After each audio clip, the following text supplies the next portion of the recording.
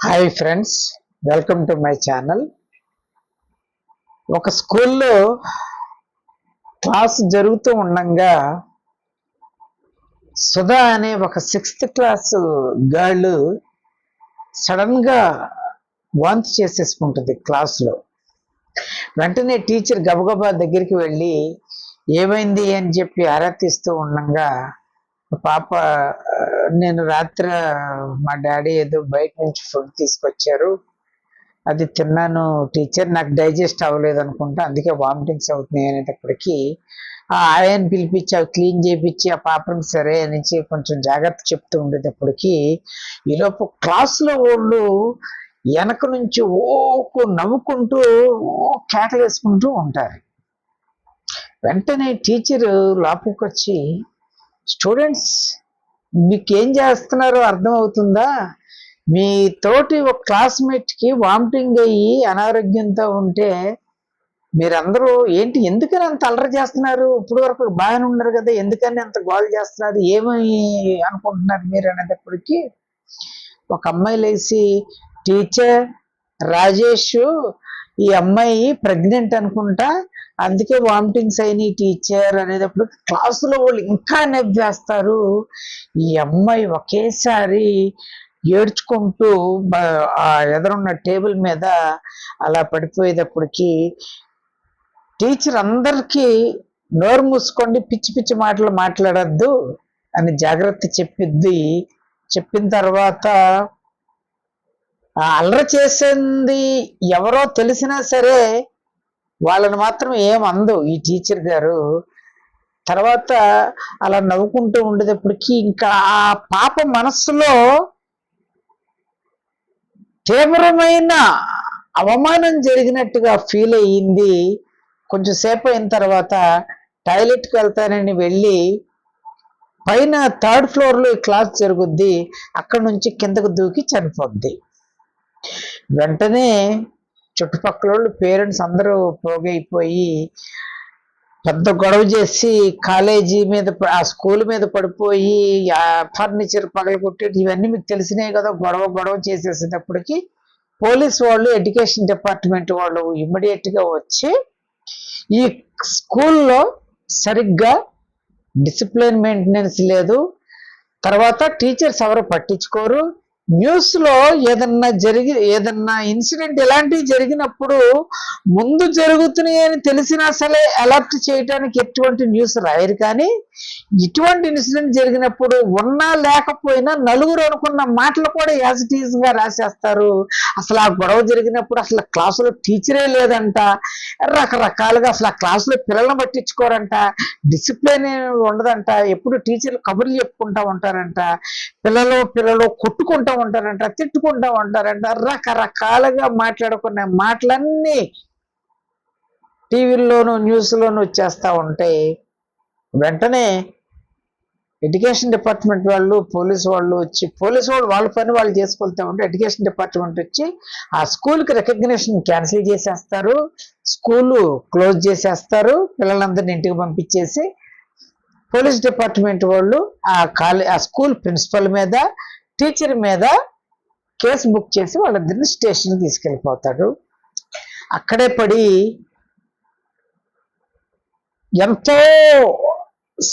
ఎన్నో సంవత్సరాల తర్వాత లేక పుట్టిన ఆ అమ్మాయి చనిపోయిందని హృదయ వికారంగా ఏడుస్తున్న తల్లిదండ్రులు ఓదార్చడం ఎవరి వల్ల కాక సతమతం అయిపోతూ ఉంటారు ఆ స్కూల్ ముందు. అయితే అక్కడికి జరిగింది ఏంటనేది అప్పటికప్పుడు ఆలోచించి అలా జరిగిందని ఎవరికి ఊహించినట్టుగా పేపర్లో రాసేసుకున్నారు, నలుగురు మాట్లాడేసుకున్నారు. అసలు ఆ టీచరు ఆ పిల్లల్ని, మగపిల్లల్ని ముగ్గురిని, రాజేష్ వాళ్ళతో పాటు 2 ఫ్రెండ్స్ ఉంటారు, వాళ్ళు 6th క్లాసే, కానీ వాళ్ళని ఎందుకు ఏంటి అనలేదు అన్న ఎంక్వైరీ చేస్తే ఒకానొక సందర్భంలో ఈ రాజేష్ వాళ్ళిద్దరు ఫ్రెండ్స్ స్కూల్లో ఇరెగ్యులర్ బిహేవియర్ ఎవరున్నారంటే అప్ టు 10th క్లాస్ వరకు ఉన్న పిల్లలతో పోలిస్తే వీళ్ళు ముగ్గురే. టీచర్స్ మాట వినని కాడి నుంచి క్లాసులోనే కొట్టేసుకుంటాం, బూతులు మాట్లాడటం, ఆడపిల్లల్ని ఏడిపించటం, మగవాళ్ళు ఏడిపించుకుంటాం, కొట్టుకుంటాం. ఎస్పెషల్లీ ఆ లేడీ టీచర్ ఉన్నప్పుడు అస్సలు మాట వినలేని పరిస్థితిలో ఉండేటప్పటికి ఒకరోజు ఈవిడ లెసన్ చెప్తూ ఉండంగా వాళ్ళు నవ్వుకుంటూ కేకలు మాట్లాడుతూ ఉండేటప్పటికి ఆ టీచర్కి కోపం వచ్చి ఆ ముగ్గురిని పిలిచి ఆ ఎదుర ఆవిడ పక్కన కింద కూర్చోబెట్టింది. కింద కూర్చోబెట్టి రేపు మీ పేరెంట్స్తో మాట్లాడతాను నేను అని చెప్పొద్ది. సరే ఆవిడ లెసన్ ఆవిడ చెప్పుకొని తర్వాత వెళ్ళిపోద్ది. మామూలుగా ఈ పిల్లలకు భయం పట్టుకుంటుంది, మా పేరెంట్స్కి గనక చెప్తే గనక మా మమ్మీ డాడీ వాళ్ళు నన్ను కొట్టేస్తారు, అందుకోసమని మనం ఒకటి అడుగుదాం, ఒకటి చెప్దాంరా, మన పేరెంట్స్ ఇంటికి వెళ్ళి మనం నోట్స్లు తీసుకురాలేదని హోంవర్క్ చేసుకుందామని నోట్స్ అడుగుతూ ఉండగా టీచర్ మనల్ని పిలిచి కింద కూర్చోబెట్టేసిందని చెప్పి ఏడ్చుకుంటా ఇంటికి వెళ్ళి చెప్దాంరా అనుకొని ముగ్గురు ఇంటికి వెళ్ళి వీళ్ళు ఏమైతే అనుకున్నారో అదే చెప్పేటప్పటికి తర్వాత రోజు పేరెంట్స్ కనీసం విషయం ఏంటో అని అడగకుండా ఆ టీచర్ని మిగతా స్టూడెంట్స్ ముందు మిగతా టీచర్స్ ఆపుతున్నా సరే ఇష్టం వచ్చినట్టు సభ్యత సంస్కారం లేని భాషలో మాట్లాడి మా పిల్లల్ని పంపించింది కింద కూర్చోబెడతాక నోట్స్ అడిగినందుకే నీకు తప్పు అయిపోయిందా? నువ్వు తప్పులేమి చేయవా? నువ్వేమేమి తప్పులు చేస్తున్నావో చిన్నప్పటి నుంచి నీ హిస్టరీ అంతా బయటకు దిగమంటావా? అయినా స్కూల్కి పంపించింది చదువు చెప్పటానికి, నువ్వు చదువు చెప్పు అంతవరకే. కాదండి, పిల్లలు అల్లరి చేస్తున్నారు, పక్కన చేస్తారు. పిల్లలు అన్న తర్వాత అల్లరి చేస్తారు. పిల్లలు చేయక ఎవరు చేస్తారు? మనం చేస్తామా? అది బాగు చేయటాకే కదా మీ దగ్గరికి లక్షల ఫీజులు కట్టి పంపించేది. దానికోసమని పిల్లల్ని కొట్టేసి చంపేస్తారా మీరు? ఈరోజు కింద కూర్చోబెట్టారు, రేపు చంపేస్తారా అనేటప్పటికి అని పెద్ద గొడవ చేస్తే మేనేజ్మెంట్ వాళ్ళు వచ్చి ఆ టీచర్ని వాళ్ళకి పేరెంట్స్ క్షమాపణ చెప్పించి ఇంటికి పంపించేస్తారు. ఆ రోజు నుంచి ఆ పిల్లలకి ఒక ఆయుధం అనేది ఏర్పడింది. మేము ఏమి చేసినా మమ్మల్ని అనేవాళ్ళు ఎవడూ లేరు, పైగా స్కూల్ అందరి ముందు, పిల్లల ముందు, టీచర్స్ ముందు మా టాలెంట్ అంటే ఏమిటో అందరికీ తెలిసేలాగా చేసామన్న తెలియని స్థితిలో ఉన్న ఆ పిల్లలు అదే గొప్ప అనుకొని టీచర్స్ని వాళ్ళని పట్టించుకోకుండా ఉన్నా సరే, వాళ్ళు ఇరెగ్యులర్గా ఉన్నా సరే టీచర్స్ వాళ్ళని పట్టించుకుంటాం మానేశారు. క్లాసులో వాళ్ళు ఏం చేసినా సరే వదిలేశారు, మిగతా పిల్లల్నే పట్టించుకుంటున్నారు. అందుకోసమని అదే ఇన్సిడెంట్ వాళ్ళని పట్టించుకోనందువల్ల వాళ్ళని గనక ఏమన్నా అంటే గనక మళ్ళా వాళ్ళ పేరెంట్స్ని తీసుకొస్తారు, గొడవ జరుగుద్ది. ఇది ఎందుకని చెప్పి ఆ పిల్లల్ని ఆ టీచర్ ఏమనలేదు. దానికి మూల్యం ఏం జరిగిందంటే వాళ్ళు తెలియని స్థితిలోనే ఉన్నారు. ఏది కరెక్టో ఏది రాంగో అని చెప్పనిచ్చే పరిస్థితులు లేకుండా పెరుగుతున్న ఆ పిల్లలు చేసింది తప్పని అంటానికి లేదు. అలా అని అన్యం పుణ్యం ఎరగని ఆ పాపని ఆ పిల్లలు అనటం వల్లే ఒకళ్ళకి ప్రాణాలు తీసేశారు. కాబట్టి వాళ్ళు మంచి వాళ్ళు అంటానికి కూడా మనం ఒప్పుకోకూడదు. ఎందుకనంటే చాలా మంది ఈరోజు జనరేషన్ బట్టి పిల్లలకి కనీసం కష్టం అంటే ఏంటో తెలియకుండా వాళ్ళ యొక్క స్టేటస్ బట్టి ఏసీ కారులోనే, ఏసీ బస్సుల్లో పంపించిన కాడ నుంచి ఇంటికి వచ్చే వరకు ఏసీ బస్సుల్లో ఉండి మళ్ళా ఇంట్లోనే ఏసీలో పొడికించే ఎంత ఏర్పాట్లు చేస్తున్నారు. అది కూడా తప్పు కాదు. తర్వాత ఇంకా కొంచెం డౌన్ ఫ్యామిలీ ఉన్న వాళ్ళైతే వాళ్ళు ఇంగ్లీష్ మీడియంలో చదివిస్తున్నారు, బాగా చదవాలి, నాకంటే మంచిగా వెతకాలని చదివిస్తున్నారు. ఇది ఓకే. కానీ వాళ్ళకి భయభక్తులు నేర్పించే బాధ్యత మాత్రం తప్పనిసరిగా విద్యాబుద్ధులతో పాటు వాళ్ళకి భయభక్తులు నేర్పించే యొక్క బాధ్యత కూడా టీచర్స్దే అన్న సంగతి ఈ జనరేషన్ లో మర్చిపోయారు. కాబట్టే పిల్లలందరూ ఇంట్లో తల్లిదండ్రుల మాట వినని వాళ్ళు వాళ్ళని ఏమన్నా అంటే ఇల్లు విడిచి పారిపోతావు, లేకపోతే భోంచేయమని తల్లిదండ్రులు బ్లాక్ మెయిల్ చేస్తే వాళ్ళు చెప్పినట్టు మాత్రమే విని నా కొడుకు నా కూతురు భవిష్యత్తు ఏమైపోద్దో అని కుమిలిపోయే పేరెంట్స్ ఇంతమంది ఉన్నారు. అలాగే స్కూల్లో భయభక్తులు చెప్పేటప్పుడు వాళ్ళు ఏదైనా ఒక చిన్న మాట అన్నా లేదు కింద కూర్చోబెట్టడం కూడా నేరమే అన్న ఈ రోజుల్లో వాళ్ళకి భయభక్తులు ఎక్కడి నుంచి వస్తాయండి? ఒక్కసారి నా ఏజ్ గ్రూప్ లో ఈ వీడియో చూస్తున్న వాళ్ళు ఎవరైనా ఉంటే, మనం చిన్నప్పుడు చదువుకునేటప్పుడు ఎక్కడ కూర్చొని చదువుకున్నామో ఒక్కసారి ఆలోచించండి. అండ్ హై స్కూల్కి వచ్చిన తర్వాత చాలా సందర్భాల్లో మేము చదువుకున్నప్పుడు కొంతమంది టీచర్స్ ఆ రోజు సెలవు పెడితే చాలా పండగ చేసుకునే వాళ్ళం. ఎందుకని? వాళ్ళు వచ్చినప్పుడు గనక ఏదైనా మాట్లాడటానికి అవకాశం ఉండదు. తల వెనక్కి తిప్పినా, వాళ్ళ హోంవర్క్ చేసుకురాకపోయినా, లేదు వాళ్ళ సబ్జెక్టులో గనక తక్కువ మార్కులు వస్తే చర్మం ఒలిచేయటం అనేది మీరు చూసారో లేదో తెలియదు, అలాగ చర్మం ఒలిచేలాగా కొట్టేవాళ్ళు. కొట్టిన తర్వాత సాయంత్రం మళ్ళీ ఏడ్చుకుంటూ ఆ టీచర్స్ దగ్గరికి వెళ్ళి, సార్ మా ఇంట్లో మా అమ్మ నాన్నలకి కబురు పెట్టొద్దు సార్ అని ఏడ్చుకుంటూ వాళ్ళని బతిమలాడుకునే వాళ్ళం. ఎందుకని? ఇంటికి వస్తే నువ్వు ఇటువంటి పనులు చేయటాక వెళ్ళేదని చెప్పి ఇంటి దగ్గర సెకండ్ కోటింగ్ పడేది. మళ్ళా స్కూల్కి వచ్చి మాస్టారు వీడిని మీ చేతుల్లో పెట్టాం, విద్యాబుద్ధులతో పాటు భయభక్తులు కూడా నేర్పించండి, వీడు మా మాట వినలేదు, ఏదో చిన్న పొరపాటు చేస్తే.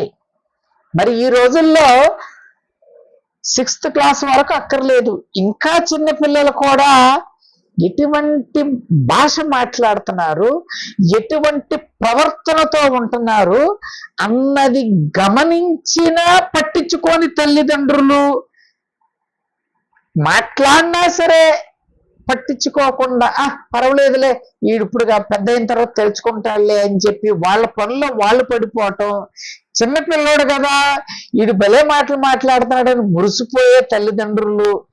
అలాగని స్కూల్లోకి వెళితే వాడేమన్నా అంటే కనుక స్కూల్ మానేస్తాడేమోనని చెప్పి వాడిని ఒక మాట అన్నా, ఏదన్నా ఇలా చిన్న దెబ్బ వేసినా సరే మా ఊళ్ళు కొట్టేశారు చంపేశారు అని చెప్పి స్కూల్కి వచ్చి వాళ్ళనే భయభక్తులు చెప్పనివ్వకుండా పిల్లలందరినీ నాశనం చేసేది మాత్రం ఇలాగ భయభక్తులు లేకుండా ఉండే పిల్లలకి సపోర్ట్ చేసే పేరెంట్స్ మాత్రమే. ఇది 100%. తప్పనిసరిగా మనిషికి భయంతో పాటు బాధ్యతతో పాటు భయం తెలిస్తేనే వాడు పెద్ద అయిన తర్వాత సక్రమంగా వాళ్ళ యొక్క జీవితాన్ని ఐదర్ బాయ్ ఆర్ గర్ల్ ఎవరైనా సరే ఒక పద్ధతి ప్రకారం జీవించుకుంటూ వెళుతారు. ఎప్పుడైతే వాళ్ళు చేస్తున్న తప్పైనా సరే ఏమైనా అంటే వాడేమన్నా చేసుకొని వెళ్ళిపోతాడేమోనని భయపడి స్కూల్లో వెళ్ళి వాళ్ళు క్రమశిక్షణలో పెడితే వాళ్ళని క్రమశిక్షణలో పెట్టకుండా వాళ్ళకే శిక్ష వేసేలాగా ప్రవర్తించే తల్లిదండ్రులు ఉంటే, పిల్లలు 6th క్లాస్లో చదువుకునే పిల్లలు ఆఫ్టర్ ఆల్ ఆ గర్ల్ వెళ్ళి వామిటింగ్ చేసుకుంటే ప్రెగ్నెన్సీ అనే మాటలో మాట్లాడుతున్నారంటే ఎవరితో స్నేహాలు చేస్తున్నారు, ఎటువంటి సోషల్ మీడియాలో ఎటువంటి చూస్తున్నారు అని గమనించవలసిన బాధ్యత ఎవరిది? ఇంట్లో తల్లిదండ్రులది. ఓకే మీరు చూడలేదు, మీరు ఏదో బిజీగా ఉన్నారు, లేకపోతే ఏదో పనుల్లో ఉన్నారు, లేకపోతే వాడు ఇంట్లో మౌనంగా ఉండొచ్చు, మా అమ్మ నాన్నలు కొడతారేమోనని. మరి స్కూల్లో అలా ప్రవర్తిస్తున్నప్పుడు వాళ్ళు పేరెంట్స్ ని పిలిపించి నిజాలు చెప్పినప్పుడు వాడిని కనీసం ఏం చేస్తున్నాడు అనేది కనీసం 4-5 రోజులన్నా వాడి మీద నిఘా పెట్టాలి కదా. పెట్టకుండా ఏకపక్షాన వెళ్ళిపోయి టీచర్స్ మీద దెబ్బలాడేసేస్తే గనక పిల్లలు ఏమవుతారంటే వాళ్ళు విద్యా బుద్ధులు నేర్చుకొని by luck or by bad luck వాళ్ళు మంచి పొజిషన్ లోకి వెళితే సంతోషమే, సర్టన్ ఏజ్ వచ్చిన తర్వాత. అలా కాకుండా కొన్ని సంవత్సరాలు అయిన తర్వాత కూడా వాడు అదే స్థితిలో ఉన్నా సరే వాడికి సపోర్ట్ ఇచ్చుకుంటూ వెళితే గనక వాడు బ్రతుకుండగానే వాడు కాదు వాళ్ళు అమ్మాయి అబ్బాయి పెద్ద అయిన తర్వాత కూడా ఇదే ప్రవర్తనతో గనక ఉంటే గనక తల్లిదండ్రులుగా మనం బతుకుండంగానే మనకు తలకొరువు పెట్టేస్తారు. ఇది మాత్రం పక్క. ఒక్కసారి ఆలోచించండి. పిల్లల మీద పగబెట్టుకొని ఏ టీచరు వాళ్ళని దండించరు, వాళ్ళు మంచి మార్గంలో పెడదామనే చూస్తారు. అలా అని చెప్పి కొట్టమని నా ఉద్దేశం కాదు, చెయ్యని తప్పుకి వాళ్ళని అవమానించమని నా ఉద్దేశం కాదు. చేసిన తప్పు యొక్క పరిణామం దాని యొక్క ఎలా ఉంటుందనేది తల్లిదండ్రులుగా మీరు చెప్పాలి. ఉపాధ్యాయులుగా వాళ్ళ బాధ్యత కూడా తప్పనిసరిగా ఉంటుంది.